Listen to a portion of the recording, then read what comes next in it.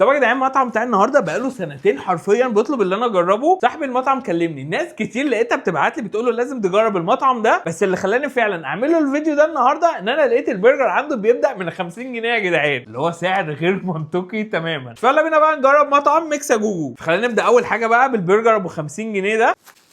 ماشي، سندوتش شكله حلو الصراحه، الحجم بتاعه جنب وش يعتبر كويس قوي، العيش طازه جدا، وفي بقى يا جدعان عليه شويه جبنه محترمين مع قطعه برجر كويس.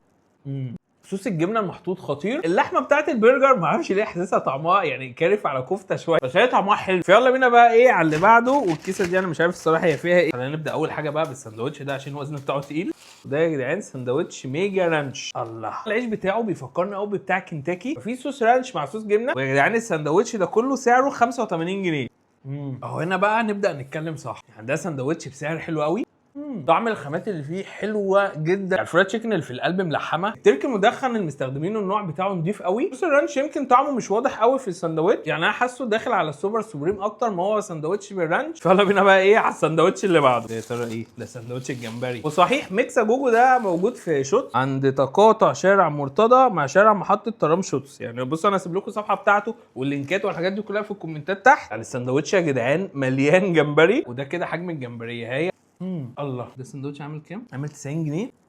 تتبيله الجمبري خطيره.